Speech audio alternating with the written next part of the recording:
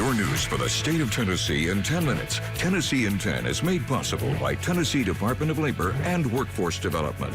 Thanks for joining us for Tennessee in 10. I'm Danielle Ledbetter. We start with developments out of West Tennessee. National Guard troops could be in Memphis as early as today. It is part of President Trump's initiative to combat crime in the city. Governor Bill Lee says the FBI and other agencies are part of the Memphis Safe Task Force operation. He says troops will be in easily identifiable uniforms and won't be armed. They won't arrest people or give warrants unless asked. Governor Lee says the operation gives Memphis access to federal enforcement unlike any other in the country. We have a generational opportunity to make Memphis a safe city, and we're not going to let anything hold us back from allowing this city to be all that it can be. Some Tennesseans have been pushing back against the deployment and worry it's the wrong solution. Some say the funding Governor Lee has put towards the operation would be better served in different areas of the city.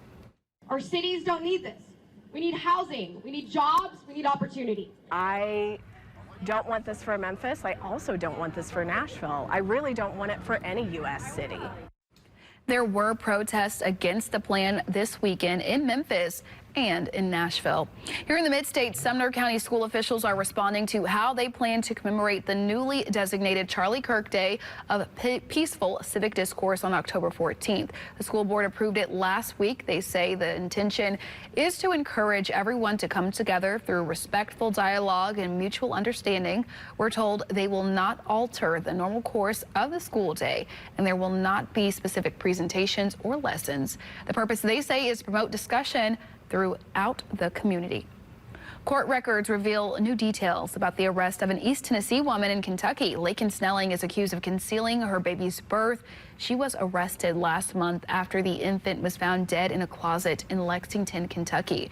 Now we're learning Snelling told police she gave birth but didn't think the baby was alive after passing out on top of him. Documents show she admitted to cleaning up and putting the baby in a closet.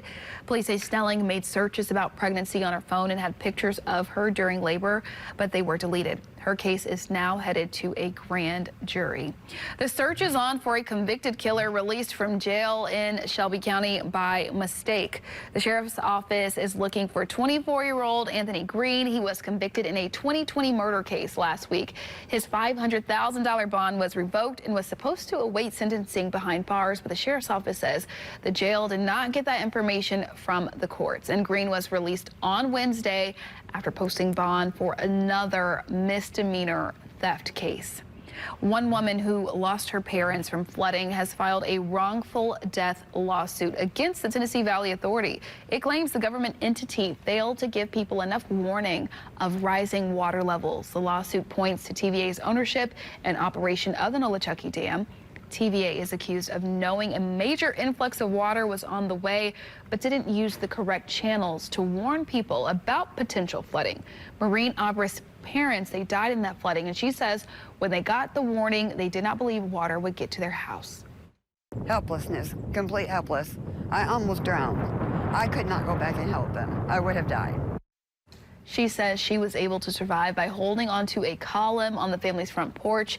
She has asked for a jury trial and damages for her parents' death, funeral expenses, and court costs. All right, let's talk about your first alert forecast with Stefano DiPietro. Good morning. Good morning, Danielle. We've had a lot going on over the last couple of days in the tropics, and I think there's been a lot of questions as to whether or not Tennessee was going to get any major impacts, and not looking like that. So here's Tropical Storm Imelda, winds of 50 miles per hour. It's going to move a little bit farther to the north before it heads to the east and goes towards Bermuda. Part of the reason that it'll be making that turn to the east is because of Hurricane Umberto with winds of 145 miles per hour. This is a Category 4 hurricane.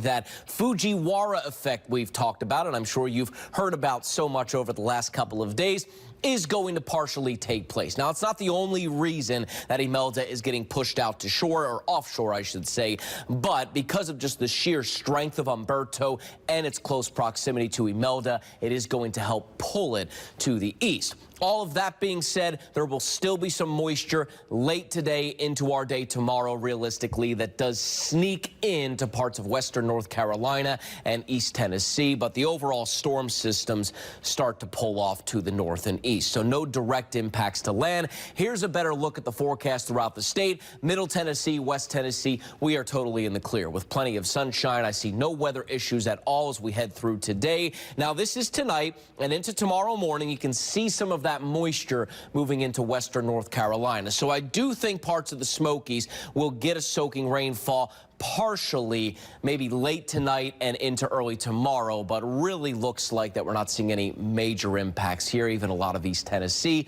will end up staying dry. And Danielle, the forecast should remain dry for the rest of this week. All right, thanks, Stefano. The Boring Company says their vision is coming together for what the new Music City Loop will look like and how it will work. Local leaders are pushing to add more stops to the underground tunnel that will connect downtown to the airport, but some Nashvillians are still against the project by Elon Musk's company. There was a protest over the weekend near where construction has already started.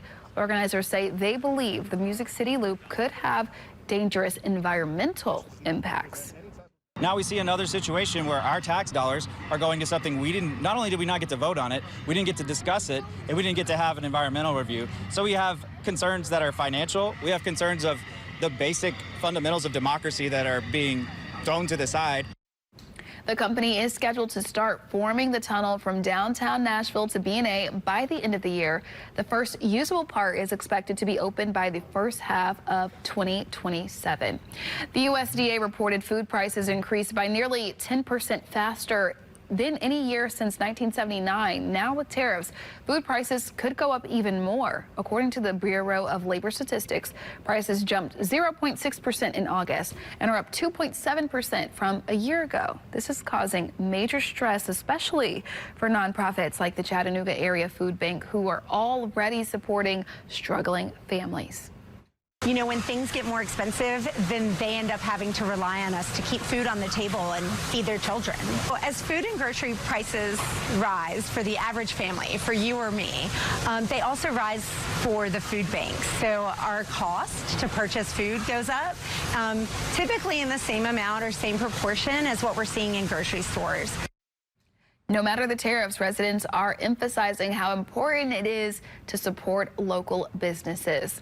Well, Dolly Parton says she is postponing her upcoming residency in Las Vegas. She was scheduled to perform at Caesar's Palace in December, but posted on social media saying she is dealing with some health issues. We know she will have to have a few procedures. Parton says she has no plans to retire, but says this is a sign that she needs to slow down. No word on when she may reschedule those shows.